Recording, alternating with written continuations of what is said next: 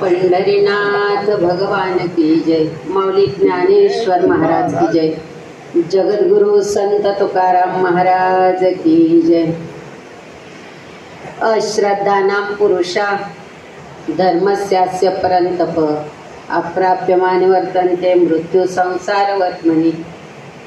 पाहे दूध पवित्रानि गोड पासी त्वचेची पदरा आड अवेरुनी गोचीडा शुद्ध कायने घेती का कमलकंदानी दर्दुरी नांदणू कयेकेची घरी पराग सेविजे भ्रमरी जवळुला चिकलूची उरे का निदैवाचे परिवरी लोह्या रुतलिया सहस्त्रवरी तेथ बैसोनी उपवास करी दरिद्री जैसा तैसा हृदयामध्ये मी रामू असता सर्व सुखाचा रामू का भ्रांतासी कामो विषयावरी यम ब्रह्मा वरुणेंद्र रुद्रमरुतास्मन्ति दिव्यस्तवय वैदेही सांग पदक्रमोपनिषदेर गायन्त्यं सामगा ध्यानावस्थितगतेन मनसा पश्यन्ति यं योगिनो यस्यान्तन विद्वसुरासुरगणा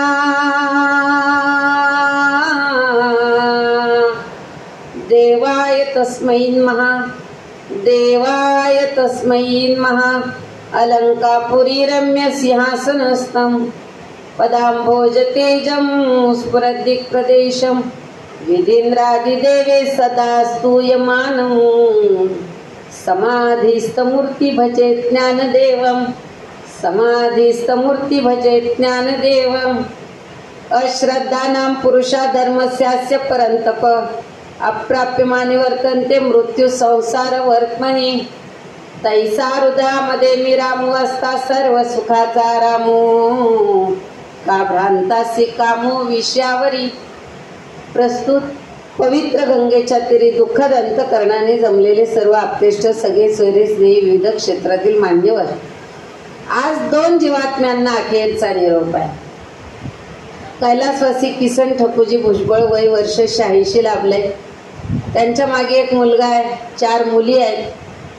तसंच दुसरे एक व्यक्तिमत्व कैलासवासी गंगा भागीरथी नर्मदाबाई शहाजी भुजबळ वय वर्ष 82 आहे। 2 मुलं आहेत, 1 मुलगी आहे। या आईंचं माहेर कोणतं आहे?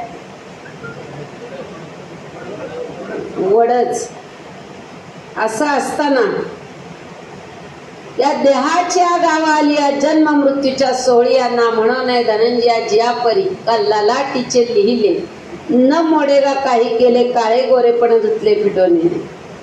देहाच्या गावाला आलाच आहात तर जगावं लागतं। मरण मागितल्यानं मिळत नाही आणि थांबवा म्हटल्यानं थांबवता येत नाही। त्याचं नाव माणूस आहे। पण माणसाला हे सगळं साध्य करता येतं। माणसाला माणूस होता येतं, माणसाला इंजिनियर होता येतं, माणसाला डॉक्टर होता येतं, माणसाला मंत्री होता येतं, माणसाला नेता होता येतं, माणसाला दास्यत्व स्वीकारता येतं, माणसाला संत होता येतं आणि माणसाला देव सुद्धा होता येतं। म्हणून देव पहावयासी गेलो तेथे देवची होऊन ठेलो असं संतांचं मार्गदर्शन असणारा हा महान ग्रंथ ज्ञानेश्वरी इथपर्यंत आला। त्यानं सुतक मानलं नाही आणि त्यानं विटाळ सुद्धा मानला नाही। का? यासाठी केला होता अट्टहास शेवटचा दिवस गोड व्हावा। हा प्रत्येकाचा दिवस गोड करण्यासाठी ज्ञानेश्वरी इथपर्यंत आलेली आहे। गेलेल्या माणसांसाठी नाही आहे प्रवचन, आहे त्या माणसांसाठी प्रवचन आहे। आपला सुद्धा फ्लेक्स इथं कधीतरी लागणार आहे याची जाणीव व्हावी। अंतकालेच मामेव स्मरण मुक्त्वा कलेवरम य प्रयाती सत्मत भाव याती नास्तत्र संशय। बाबा अंतकाळी ज्याच्या नाम आले मुखा तुका म्हणे सुखा पार नाही। आणि म्हणून सांगितलं काय केलं पाहिजे। देह माणसाला दिलेला आहे, पण त्या देहामध्ये काय काय आहे याचा कधी विचार केलाय का कुणी? त्या देहामध्ये काय काय आहे? त्याच्यामध्ये द्वेष आहे, त्याच्यामध्ये मत्सर आहे, त्याच्यामध्ये काम आहे, त्याच्यामध्ये वासना आहे, त्याच्यामध्ये मन आहे। दिसत नाही तरी आहे, नाही म्हणता येणार नाही आहे। ज्याचं नाव मन आहे आणि त्या मनावर सगळं चाललेलं आहे, परंतु सगळं काम मेंदू करतोय। विचार करा, मेंदू 2 आहे, छोटा आहे मोठा आहे। मोठ्या मेंदूमध्ये गेलेल्या गोष्टी छोट्या मेंदूमध्ये गाळून जातात, त्या गाळणीसारख्या गळून त्याच्यामध्ये टाकल्या जातात। विचार करा. हे मी नाही सांगत, विज्ञान सांगतंय. त्या गाळल्या जातात, पण जर बटन दाबलं तर त्याची आठवण ते करून देतं. विचार करा कधीतरी. 1 कोटी नस आहे, त्याच्यामधली एक नस अशी आहे का 1 कोटी स्मरण राहण्याची शक्ती त्या एका नसेत आहे. काय मनुष्य देह आहे. बनवणारा किती सुंदर असला पाहिजे याचा कधीतरी विचार करा. आपण त्याचा कधीच विचार केला नाही. ज्याच्याकडे जायचंय त्याचा विचार आपल्या मनात सुद्धा येत नाही. आपला विचार चाललाय माझं कसं होईल. अरे तुझा विचार करण्याची, तुला कधीच काळजी करण्याची वेळ नाहीये, कारण मागे पुढे उभा राहे संभाळीत आली आगाध निवारा. आणि म्हणून हा श्लोक आहे, अश्रद्धा नाम पुरुषा धर्मस्यास्य परंतप अप्राप्यमानी वर्तन ते मृत्यू संसार वर्तमनी. का निदैवाचे परिवरी लोह्या रुतल्या सहस्रवरी तेत बैसुनी उपवास करी दरिद्री जायचा. माऊली म्हणतात दरिद्र्यासारखे काय बसता. कधीच रागवले नाही माऊली, पण एकदा त्यांना राग आला ते म्हणतात अरे दरिद्र्यासारखे काय बसतात. ज्ञानेश्वरी वाचा, हरिपाठ म्हणा, अमृतानुभव वाचा, नाही काय तर रामकृष्ण हरी तरी म्हणा. हा महामंत्र दिला तो जुन्नर तालुक्यात मिळाला आमच्या तुकोबरायांना. हे आमचं परम भाग्य आहे. जुन्नर तालुका म्हणजे भाग्याचा उदय असणारा तालुका आहे. जिथं आमच्या सह्याद्रीच्या कड्यावरती उभी असणारी आई आहे जिचं नाव जिजाऊ आहे. जिथं रेड्याला सुद्धा बोलायला लावलं तिथं आळे गावामध्ये रेड्याची समाधी आहे. कधीतरी विचार करा, तुमच्यासारखं भाग्य नाही कुणाला, नाही का. आणि म्हणून सांगितलं यादसाठी केला होता अट्टहास. अष्टविनायकामध्ये असणारे 2 गणपती तुम्हाला दिलेत. विचार करा कधीतरी, काय सुंदर आहे सगळं. आपण त्याचा विचार करतच नाही, आपण याचा विचार करतो. दशक्रिया कधी आहे, आम्हाला गेलं पाहिजे. हे प्रत्येकाने उत्तराय होण्यासाठी हे स्थळ आहे, पण आपलं स्मरण व्हावं आपल्या मरणाचं, म्हणून दशक्रिया आहे. हे महत्वाचं आहे. पहा ना, कुठून कुठून माणसं आलीत. आमच्या नारायणगाववरून आलेली आहेत माणसं, आमच्या आडीतून आलेली आहेत माणसं, शिरवलीवरनं. पहा गोळेगाववरून माणसं आलेली आहेत. किती माणसं. एवढ्या सकाळीच येणं, पाऊस पाणी आहे, सगळं आहे, तरी यावं लागतं का. काय नाही, ते काय बघायला आले नाही, पण आपल्याला जायचंय त्यांच्या दुःखामध्ये सहभागी होण्यासाठी. सुखात कुणी येईल हो, पण दुःखात आलं पाहिजे. म्हणून सांगितलं कोणे दिवशी यम येईल चालून, कोणे दिवशी प्राण जाईल घेऊन, कोणे दिवशी स्मशानी जाऊन, एकटेची राहावे समयासी सादर व्हावे. एक पुरुष गेलेले आहे, एक बाई गेलेली आहे, दोन्ही आडनावं एकच आहेत, नाही का. भुजबळ.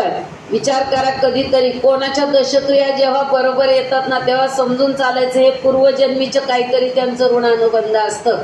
म्हणून संगतीचा प्रवास करावा लागतो. विचार करा, आपण कधीतरी प्रवासाला निघतो, म्हटले मी पैसे भरले, तू भरले का, तर मी पण भरले.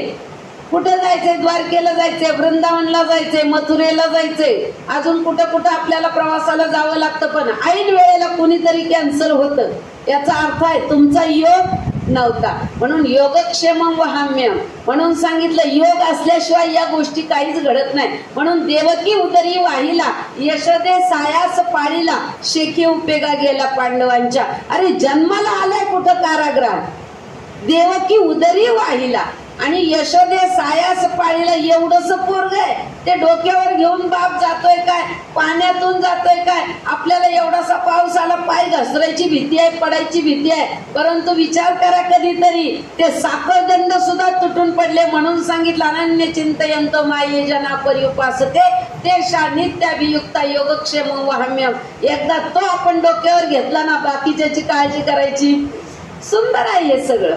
बापानं डोक्यावर घेतलेलं साधं सुद्धा व्यक्तिमत्व नव्हतं, तो देव होता. विचार करा, पण बापाला कळालं, पण पोराला सुद्धा बाप कळायला पाहिजे, हेही महत्वाचं आहे. विचार करा. आणि म्हणून हे ग्रंथ इथपर्यंत आले. बापाला कळालं पाहिजे, पोरगा आहे माझ्या डोक्यावर हे कळतंय, पण पोराला मात्र बापाने आपल्याला डोक्यावर घेतलं हे कळेना झाले. म्हणून कृष्णापासून अनुभव दिले. विचार करा ना कधीतरी. प्रभू रामचंद्रांना सांगायला गेले, म्हटले बाप गेला, चला ना अंत्यविधीला. काय सांगितलं माहित आहे का, म्हटले जमणार नाही. का, म्हटले मला 14 वर्षाशिवाय परत माग फिरायचं नाहीये. संपल्या विनाही वर्ष 14 अयोध्येस येणे नाही सत्य हे त्रिवार. या जगामध्ये एक शब्द जर सोडले ना तर बाकी काहीच वाईट नाहीये. शब्द चांगले पण आहेत आणि शब्द वाईट पण आहे. काय नाही हो, शूर्पणखेनं सांगितलं माझे नाक कान छेदलंय, चल ना दादा, आणि त्याची बायको पळवून आहे. म्हणून भावांना विनंती आहे, बहिणींनी सांगितलं मेवना त्रास देतो की लगेच बाया सावरून जाऊ नका, जरा विचारत जा का त्रास देतो, विचार करा. रामायण वाचण्यामध्ये मजा काय आहे, दोन्ही बाजू पाहाव्या लागतात, विचार करा. आणि तुम्हालाही विनंती आहे, सोस ग बाई सोस, थोडीशी कळ सोस, पोट फुटल्यावर फिटेल सासुरवास. अरे ही गेलेली आजी यांचा विचार करा, या डोक्यावर पदर असणाऱ्या महिलांचा विचार करा. त्यांनी प्रचंड त्रास काढलेला आहे, डोक्यावर हंडे वाहिलेले, बरोबर आहे. आता तुम्हाला 5-5 फुटावरती नळ आहेत तरी तुमचे मनके काम करत नाही. याचा अर्थ असा आहे, विचार करा, देव काहीतरी एकच देतो, श्रीमंती दिली पण आरोग्य दिलं. पहा ना तुम्ही, कधीतरी विचार करा, सकाळच्या प्रहरी खाली वाकून झाडणाऱ्या बायांचे कोणाचेच मनके कधी दुखले नाही, नाही का. आणि आता एकाय बाईचा मनका ठिकाण्यावर नाही, करायचं काय, कोणतं तरी एकच मिळतंय ना, म्हणून एकच करा, जायचंही हे स्मरण ठेवा. अंतकालेच मामेव स्मरण मुक्त्वा कलेवरम यप प्रायती सद्मत भाव याती नास्तत्र संशय. खायला नसलं, माणसं म्हणतात खायला नसलं तरी चालेल, पण घरात आणि शरीराला दुःख नसावं. आरोग्यम धन संपदा. आता बसायला सुद्धा कुणाला जमत नाही. प्रत्येक गावामध्ये स्मशानभूमीमध्ये आणि दशक्रियेच्या ठिकाणी बाकडे टाकलेत का, मांडी घालून बसता येत नाहीये. सगळ्यांना गुडघ्यांचे आजार आहेत. कशामुळे झालं, तूच तुझ्या जीवनाचा शिल्पकार. आपण नको ते खाऊ लागलो, नको ते पाहू लागलो. नको ते पाहू लागलो म्हणजे काय, सकाळी उठल्याबरोबर चष्मा चाच पडणारी माणसं आता मोबाईल चाच पडतायत. मंत्रानं सुख होतं, यंत्रानं दुःख मिळालं. मिक्सर आला, पाटा पाडायचं राहिलं, तर पाटा पाडत असताना सगळं शरीर आपलं खऱ्या अर्थानं लवचिक होत होतं, बरोबर आहे ना. तो पाटाही असा होता, विचारतो सो नाही, एवढा मोठा पाटा पाडत असताना आणि उभा करत असताना शरीराचा व्यायाम होत होता आणि खाल्लेलं जिरत होतं. आता जिरवण्यासाठी चालावं लागतंय, विचार करा कधीतरी. या सगळ्या गोष्टीचं कारण एकच आहे, मला नुसती प्रवचन करायची नाही. रामकृष्ण हरी, रामकृष्ण. मला एवढंच सांगायचंय, काय केलं पाहिजे हे महत्वाचं आहे.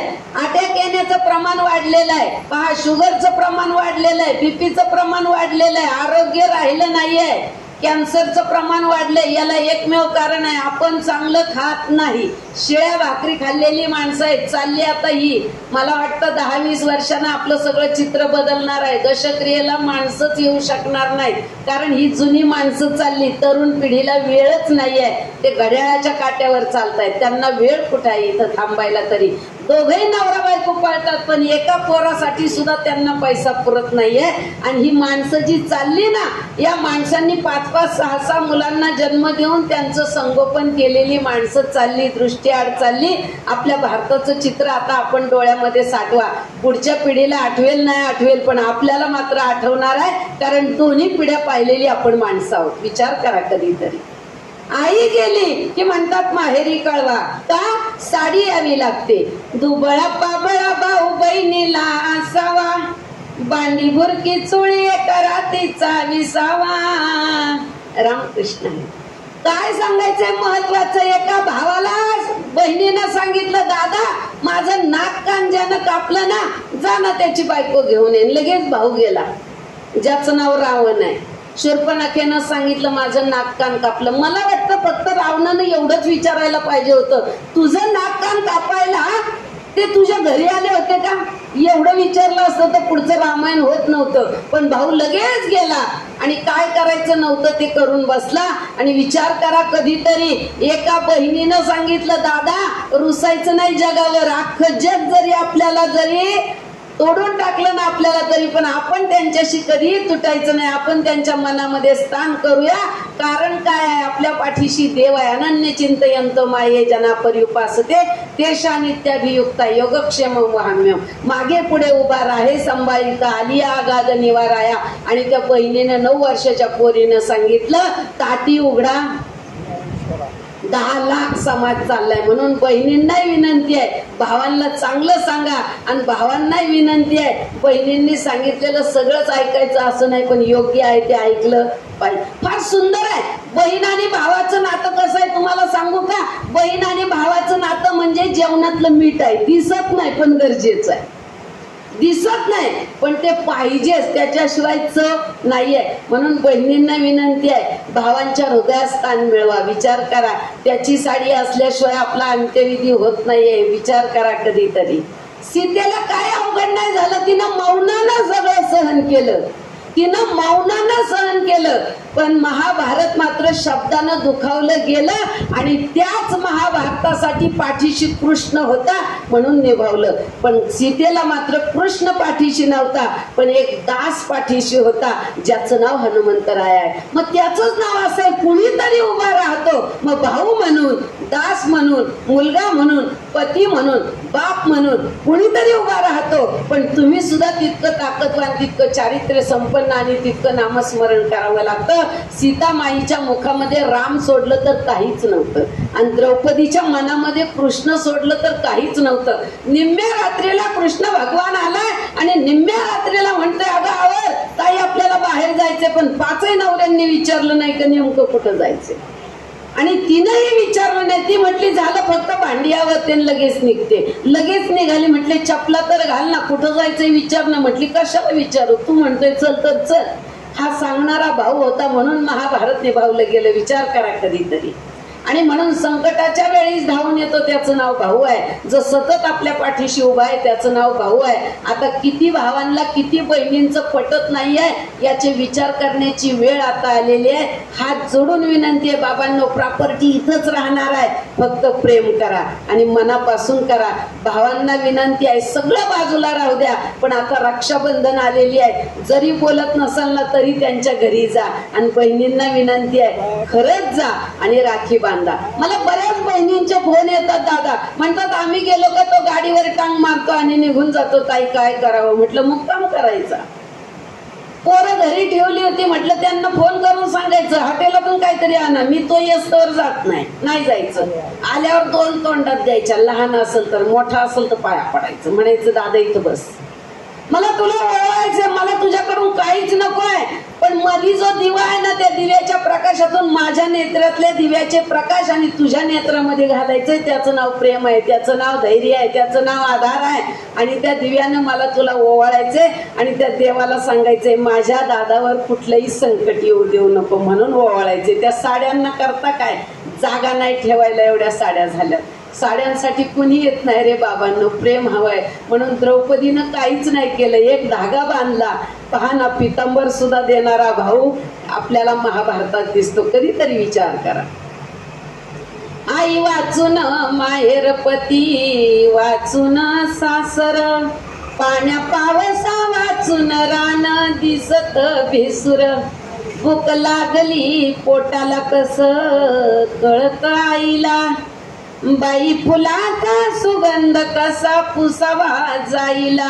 त्या जाईला जाऊन विचारा बरं, तुझ्या फुलाला सुगंध काय, तुझ्या पानाला नाही, तुझ्या देठाला नाही, तुझ्या झाडाला नाही, पण फुलाला काय, तिला काय सांगता येणार नाही. त्याला सुगंध कसा आला तो माहित नाहीये. हा प्रेमाचा सुगंध आहे. विचार करा. भूक लागली पोटाला सडी ते डाव्या निरी, सांगते बाई तुला माझी आई नव्हती घरी. पुरी जर माहेरी गेल्या ना, सगळं भरभरून आहे. आता सोन्याच्या ताटात भाऊजया जेवायला घालतील, पण पोट नाही भरत. भरतय का? बापावानी माया तुला नाही भाऊ राया, वनवा लागला डोंगरी पाणी नाही विजवया. त्या भावाकडे पाहिलं ना की लक्षात येतं, तू माझा बाप आहे, पण बापा इतकी माया तुला नाहीये. पुढे माया पुढे आहे ना, असंच आहे. पुढे पात्र वाढत जातं ना, मग तसंच आहे. माया सुद्धा अशी पांगत जाते.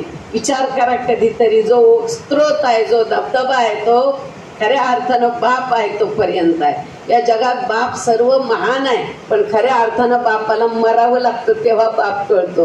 बाप तलवार ढाल बाप पेटती मशाल, बाप जागतो म्हणून घर झोपते खुशाल. कसा सांगू बाप नाही कळाला कोणाला, शेत दिस सोन्यावानी जू बैलाच्या मानला. दादा मला बापांचे फोन येत आहेत, म्हणतात ताई पोरं काय पुरींना काही देणार नाहीत, आम्हाला मृत्यूपत्र करायचंय. विचार करा आता आपण कुठं चाललोय. निस्पृह सेवा करणारा देश आहे आपला. निष्पाप वागणारा देश आहे आपला. विचार करा, सावत्र भावांना सुद्धा आपला म्हणणारा देश आहे आपला. कधीतरी विचार करा ना, रामायण आणि महाभारत दोनच ग्रंथ वाचा, तिसऱ्याची गरजच नाहीये. महाभारत सांगतं सुईच्या टोकावरती मावेल एवढी सुद्धा जमीन देणार नाही. महाभारत झालं रामकृष्ण हरी. आणि रामायण सांगतं आहे ते सगळं तुमचं आहे. याचं नाव रामायण आहे म्हणून त्याचं नाव राम विजयी झाला. राम विजयी आहे. आणि महाभारत महाभारतच आहे म्हणून सांगितलं यासाठी केला होता अट्टाहास आणि शेवटचा दिवस गोड व्हावा. प्रवचन होतील पण ही सगळी माणसं जी बसलेली आहेत ना दादा, प्रत्येकाच्या मनामध्ये प्रचंड कोलाहल चालू आहे. तो मला असं म्हटलं, तो मला तसं म्हटलं, त्याला मी सोडणार नाही, याच मी नीट करीन, हेच चालू आहे. मला एवढंच करायचं आहे, फक्त आपले प्रेम टिकवा. आपला देश फार महान आहे, आपले संस्कार फार महान आहेत, आपली संस्कृती फार छान आहे. म्हणून आपल्या पूर्वजांनी सांगितलंय, येताना घेऊन याला काय, जाताना घेऊन जाणार काय, नको अभिमान धरू भल्या माणसा, नको नको पाप करू भल्या माणसा. कधीतरी विचार करा ना. बऱ्याच लोकांनी मला फोन केले, ताई तुमच्या प्रवचनामुळे बहिणींनी सह्या केल्या. पण सह्या केल्या म्हणून तुम्ही गप्प बसू नका. त्यांच्या पोरांच्या लग्नात मदत करा, त्यांची घरं बांधायला मदत करा. कारण त्या सुद्धा आपल्या आईच्या आणि बापाच्या हृदयातून आलेल्या आहेत. अरे त्या जर गरीब असतील तर नक्की मदत करा, पण तुम्ही श्रीमंत असेल तर अपेक्षाच करू नका. अरे देताय तो छप्पर फाडके देताय, नाही तो लंगोटी बी छिनके देताय. जो देणार आहे ना तो कोणत्या मार्गाने देईल ते सांगता येत नाही. पण हे महत्वाचं आहे, नाती मात्र तोडू नका. नाती फार गरजेची आहे. जाताना आपल्याला नाती निभावून गेलं ना तरच आपल्याला पुढचा प्रवास सुखाचा आहे. नाही तर तो देव सुद्धा म्हणतो, तुला काय मी भांडायला खाली पाठवलं होतं का. परत आपल्याला ते करावं लागतं, सगळं निस्तरावं लागतं. पुनरपि जननम पुनरपि मरणम पुनरपि जननी जठरे शयनम यह संसारे खलु दुस्तरे कृपया पारे पाहे मुरारे भज गोविंदम भज गोपालम. कृष्ण कृष्ण कृष्ण म्हणजे तरी काय, गवळ्याचंच पोरग आहे ना ते. पण ते देव झालं कशानं झालं, त्यानं काही नाही केलं, त्यानं फक्त विचार मांडले आणि ते देव झालं. कधीतरी विचार करा, कृष्ण म्हणजे काय. हातात सुदर्शन चक्र असताना सुद्धा 100 शिव्या ज्याला सहन करता येतात त्याचं नाव कृष्ण आहे. कृष्ण म्हणजे तरी काय, कृष्णाने दास्यत्व स्वीकारलं, त्यानं घोडे सुद्धा धुतले. एवढा मोठा राजा, एवढा देव, तरी त्यानं घोडेही धुतले. मग त्याचा अर्थ असा आहे, समयासी सागर व्हावे आणि देव ठेवील तैसे राहावे. कृष्ण म्हणजे तरी काय, 100 कौरवांना मारण्यासाठी शक्ती दिली अर्जुनाला. त्याच्यामध्ये एक महत्वाचं आहे, ज्यांनी नीतिमूल्य जपली नाही ना त्यांना मारलंच पाहिजे, हे सांगणारी गीता आपल्या पुढे आहे. पण पाप सगळं कृष्णाला लागलं बरं, कारण सांगणाराला दोष लागतोच. म्हणून असं म्हणतात, असं करणारा सुद्धा आधी विचारतो काय करू. दोष हा सांगणाराला. हे शब्द ब्रह्म अशेष तेची मूर्ती सुवेश, जेथ वर्ण वपू निर्दोष मिरवत असे. आम्ही सुद्धा प्रवचन करतो, एखादा मुद्दा जर चुकीचा गेला तर हे पापच आहे, हे महत्वाचं आहे. त्याला प्रमाणच पाहिजे. बिगर प्रमाणाचं बोललं की पाप हे मस्तकावर ठरलेलं आहे. म्हणून सांगितलं, पापाची वासना नको दाऊ डोळा, त्याहुनी आंधळा बराच मी. कोणताही शब्द बोलत असताना म्हणून कुणाचा नामोल्लेख केला, एखाद्याचा नाही केला तरी पाप सांगितलंय शास्त्रानं. फार पाप आणि पुण्य फार जवळ आहे आपल्या. काय करायचं ते आपण ठरवायचं, हे आपल्या हातात आहे. म्हणून सांगितलं, झट जडवणी वहिला निघ ये भक्तीचे वाटे लाग, तरीच गा पावसी अव्यंगंचे धाम माझे. घ्यायचंच असेल नाव तर देवाचं घ्या, म्हणून ज्ञानेश्वरी आहे. ज्ञानोबारायांना सुद्धा वाटलं मला कोणतंच नाव देऊ नका, पदही देऊ नका. मग विचारलं काहीतरी तर दिलं पाहिजे, जगाला ज्ञान देणारा जगाचा बाप आलाय. मग म्हटले माऊली देऊ का पदवी. म्हटले हे छान आहे, म्हणजे आई सर्वश्रेष्ठ आहे हे देवानच मान्य केलं. म्हणून देवच म्हणतो, स्वामी तिन्ही जगाचा. मग तुमच्या विना जर देव भिकारी आहे तर तुम्ही कशाला हात पसरायचा, हेही महत्वाचं आहे. म्हणून सांगितलं, हात पसरणं आपलं काम नाही, आपण देण्यासाठी जन्माला आलो. 72,000 नाड्या शरीरात आहे, त्यात एक दुधाची तयार झाली. 400 वर्षापूर्वी भगवंतानं अवतार घेतला आणि 400 वर्षापूर्वी तुकोबाराय हा भगवंताचा अवतार आहे. आणि तुकोबारायांनी सांगितलं, कोणी केली बाळा दुधाची उत्पत्ती आणि वाढवी श्रीपती सवे दोन्ही. कोणी केली ही उत्पत्ती, अजून त्याचा शोध लागलेला नाही. एक नाडी दुधाची तयार होती, जगातले सगळे पिंड आम्ही पोचले. आम्ही काय हात पसरायचा नाही बापा पुढं, नाही भावा पुढं, नाही नवऱ्या पुढं, नाही मुला पुढं. आपल्याला काय लागतं हे त्यांना कळालं पाहिजे. मागायचं, मांगो उसी से जो देता है खुशी से, जो देता है खुशी से वो कहता नाही किसी से. त्याचं नाव देव आहे. आणि म्हणून सांगितलं देवाला स्मरण करा. तुम्ही देवा ते भजाल, देव तुम्हा तुष्ट केला. ऐसी परस्परे जडेल प्रीती जेथे, तेथे तुम्ही जे करू म्हणाल आपैसे सिद्धी जाईल. वांछिलेही पुरेल मानसीचे, वाचा सिद्धी पावाल. आज्ञापक होवाल म्हणिये तुमते मागतील महारिद्धी. गळ्यात माळ घाला, सोनं किती गळ्यात जरी घातलं ना त्याच्यापेक्षा माळ घातल्यानंतरची श्रीमंती वेगळीच आहे. त्याच्यामध्ये आपला रुबाब वेगळाच वाटतो, कारण त्याला भीती पण नाहीये चोरांची. बरोबर आहे ना. पण आतले जे चोर आहेत ना ते बाहेर काढण्याचं काम करतं, त्याचं नाव माळ आहे. काम, क्रोध, मद, मत्सर, दंभ, अहंकार बाहेर काढायचं काम करतं, त्याचं नाव माळ आहे. म्हणून सुरक्षा कवच असणारी माळ घाला, कपाळाला गंध लावा. मला प्रश्न विचारला एका गावामध्ये, ताई विचार करा, तुमच्या नाकात आहे, तुमच्या कानात आहे, तुमच्या हातात बांगड्या आहेत, तुमच्या पायात जोडवी आहे, पायात पैंजण आहे, येळ आहेत, गोट आहेत, सगळं आहे. आमच्या काहीच अलंकार घालायचे नव्हते तर कान कशाला टोचून ठेवले? हा प्रश्न फार मूळ मुद्द्याचा आहे. आमचे कान कशाला टोचून ठेवले? एका पुरुषानं विचारलेला प्रश्न आहे. म्हटलं प्रश्न खूप सुंदर आहे आणि त्याला उत्तर पण सुंदर आहे. ते म्हटले बऱ्याच लोकांना विचारलं पण मला काय ते प्रश्नाचं उत्तर बरोबर वाटलं नाही. काय कारण आहे आमचं कान टोचायचं? म्हटलं विज्ञान आणि ज्ञान दोन्हीतूनही सांगते. पहा, धर्म आणि विज्ञान एकत्र केलं त्याचं नाव ज्ञानेश्वरी आहे. म्हणून ज्ञानेश्वरीचं दुसरं नाव विज्ञानेश्वरी आहे. तुमचे कान टोचण्यामागे एकमेव कारण आहे. तुम्ही बुक्का लावाल नाही लावाल, तुम्ही माळ घालाल नाही घालाल, तुम्ही टोपी घालाल नाही घालाल, पण हिंदू असल्याचा तेवढाच पुरावा आहे म्हणून तुमचे कान टोचले. आणि अजून एक महत्वाचं आहे, 12व्या दिवशी का कान टोचायचे? प्रत्येक आपल्या शरीरामध्ये असणाऱ्या 72,000 नाड्यांमध्ये प्रत्येक नाडी ओपन होण्याचा एक काळ वेळ दिलेला आहे. पहा, तो सुद्धा आमच्या संतांनी सांगितलंय. आता डॉक्टर लोक म्हणतात हे बरोबर आहे, कुणी सांगितलं? ग्रंथ. 12व्या दिवशी कान का टोचावे? पहा, बाळ झाल्यानंतर पालतं हातावर घेतात पण त्याला नाळ कापलं जात नाही. ती जेव्हा रडेल ना तेव्हाच नाळ कापतात, कारण जोपर्यंत रडत नाही तोपर्यंत तो त्याचा श्वास घेत नाहीये, तो आईच्या श्वासावर आहे. जेव्हा ते रडतं तेव्हा आईला आनंद होतो, बरं झालं बाई पोरग रडलं. परत पोरग रडलेलं आम्हाला आवडत नाही, पण झाल्याबरोबर रडलं म्हणून हे जग उलट आहे, म्हणून हे सगळं उलट आहे. झाल्यावर पोरांनी रडावं ही आईची कामना आहे, बापाची इच्छा आहे, पोरांनी रडलंच पाहिजे. पण परत कधीच रडू देत नाहीत आई बाप त्याला, कारण त्यांना तो रडलेला आवडत नाही. पण झाल्यावर मात्र रडलं पाहिजे, म्हणून हा प्रवास उलटा आहे आजचा.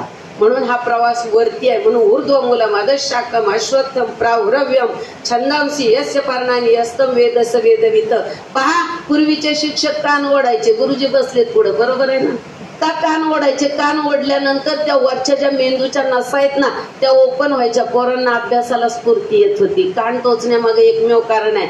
12व्या दिवशी कान टोचलं ना की एक नस आहे अशी आपल्या मेंदूमध्ये की ती नस ओपन होते, म्हणून आपल्याला धर्मशास्त्राने सांगितलं. पण विज्ञान आज सांगते का हे खूप चांगलं आहे. आणि आता पुरी म्हणतात कशाला टोचायचे, त्यांच्या कानातच काही नाही घालायचं, आम्ही सांगतो म्हणून टोचा. येथ वडील जे जे करती तया नाम धर्म ठेवीती, हे रतेच अनुष्ठिती सामान्य सकळ.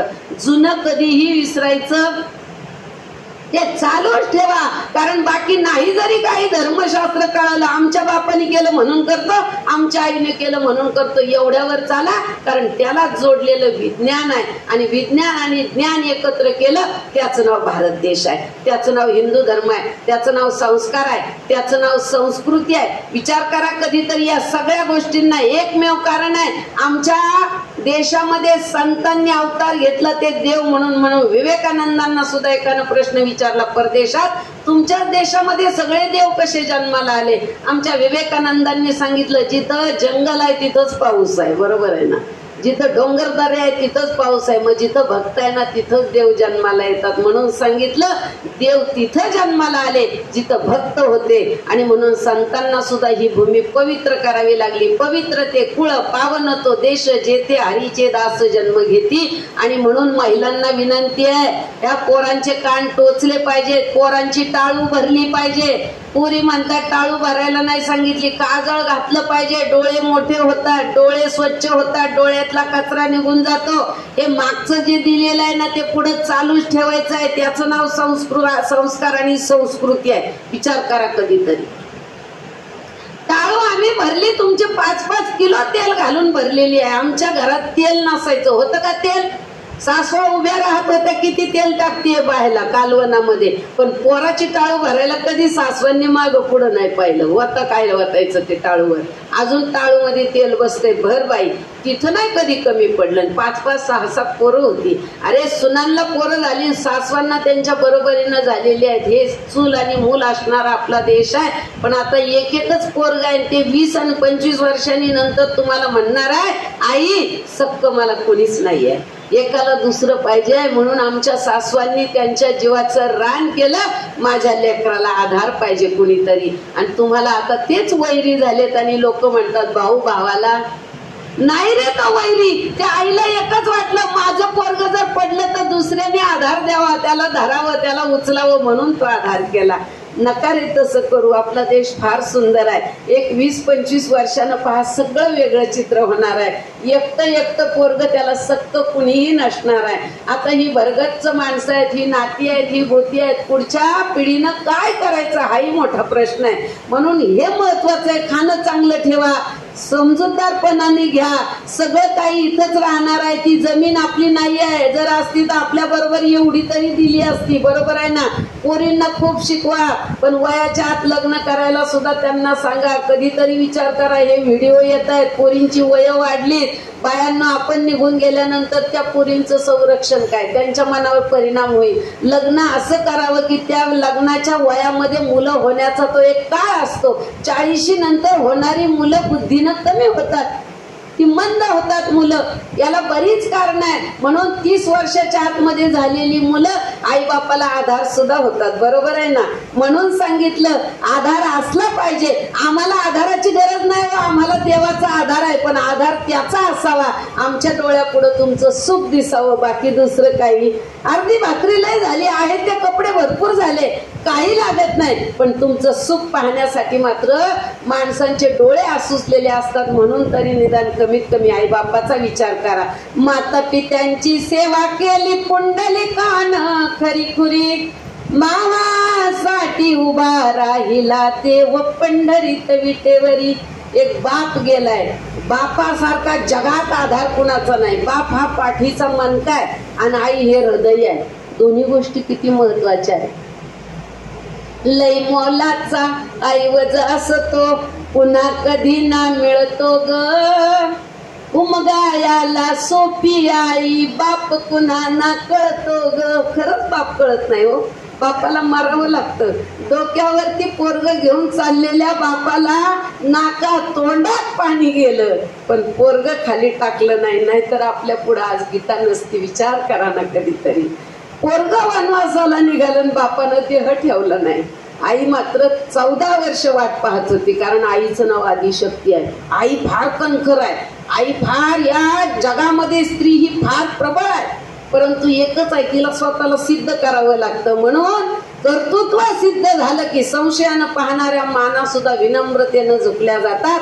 तिला सिद्ध करावं लागतं, पण यांना काही सिद्ध करावं लागत नाही. हे जन्मताच देव आहेत. म्हणून त्यांचं नाव नवर देव आहे. आम्हाला कोणी देवी म्हणत नाही. विचार करा कधीतरी.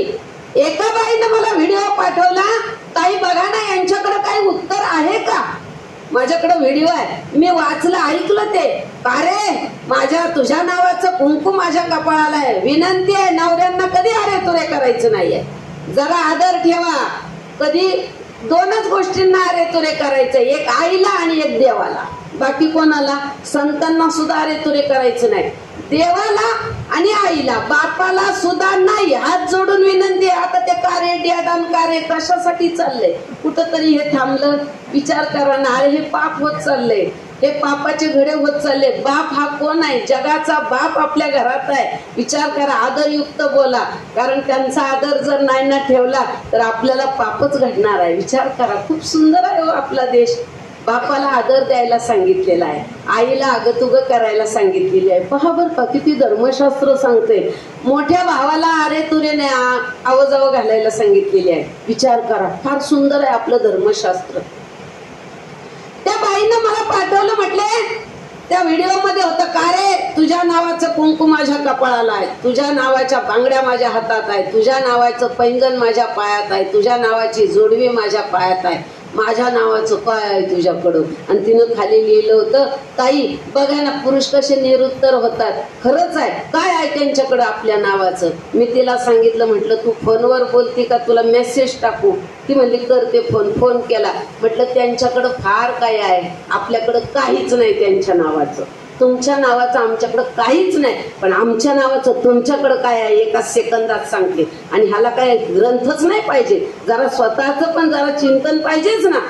ती म्हटली काय होत आई. म्हटलं कोण कोण आहे ती, तो स्पीकरवर फोन टाक. म्हटलं का ग, कपाळाला कुंकू आहे पण आरशामध्ये पाहताना तोंड धुतल्यावर ते कपाळाला आहे का. काढून टाकलं. आरशात पाहेपर्यंत कपाळाला कुंकू लावायचं थांबलंच ना, ते कपाळ तू तसंच पाहिलं, काढून टाकलं. त्याच्या नावाचा चिन्ह तुझ्या बाजूने गेलं जरा दूर, 5 मिनिट का होईना गेलं ना. बांगड्या धुताना गेल्या, काय राहिल्या हातामध्ये, भरायला जाईपर्यंत हात मोकळा आहे. विचार करा. पायातली जोडवी चिखल्या होतात म्हणून आम्ही 2-3 महिने काढूनच ठेवतो.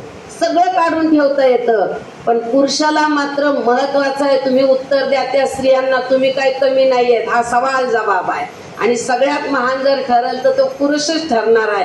म्हणून सगळ्यात महत्वाचं, पतीच्या मतानं सर्वनी पतिव्रता अनायासे आत्महिता पावेची ते, पतीच्या मनोभावानं चुकी जे हेची परमसेवा ये रतीची गा पांडव वाणिज्य करणे.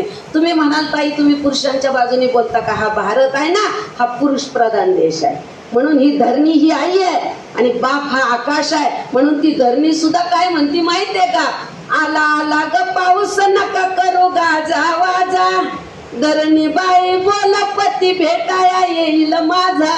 आकाशातून येणारा पाऊस हा माझा नवरा आहे अशी ती म्हणती. आकाश तिचा नवरा आहे आणि धरणी ती आई आहे. विचार करा, खूप सुंदर आहे आपला भारत. त्या पुरुषांच्या जवळ उत्तर काय आहे, नीट आहे का. आणि म्हणून मी त्या बाईला सांगितलं, तुला एक मी उत्तर देते. जर पुरुषांनी तुला जर विचारलं, सगळं माझ्या नावाचं तुझ्या कपाळाला हे काढून ठेवता येतं. बांगड्या सुद्धा रामकृष्ण आहे, बांगड्या वाढल्या, भरायला जाईपर्यंत तू मोकळी झालेली आहे. जोडवी पायामधून आपल्याला जर चिखल्या झाल्या तर काढून ठेवता येतात. बरोबर आहे ना. प्रत्येक गोष्ट बाईला ही यांच्या नावानं घातलेली काढून ठेवता येणार आहे ना. पण आपल्या शरीरातून निर्माण झालेलं शरीर ते कसं काय काढून टाकतील हे विचार करा ना. त्याच्यासाठी पुरावे आहेत माझ्याकडं.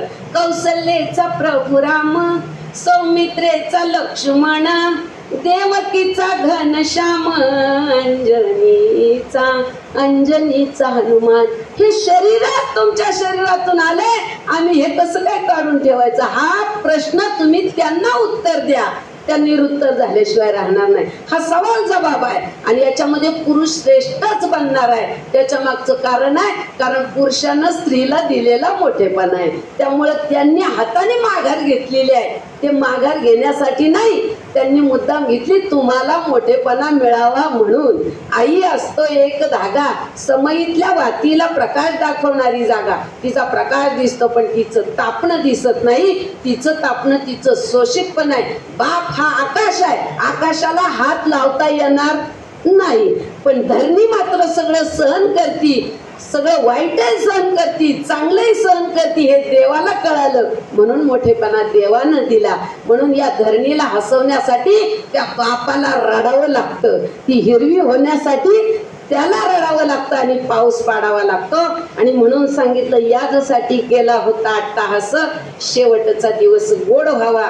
या दोनही व्यक्तींमध्ये जेवढ्या चांगले गुण होते तेवढा एक तरी घेऊन जाणं ही खरी श्रद्धांजली आहे. पुंडलिक वरदा हरी विठ्ठल श्री ज्ञानदेव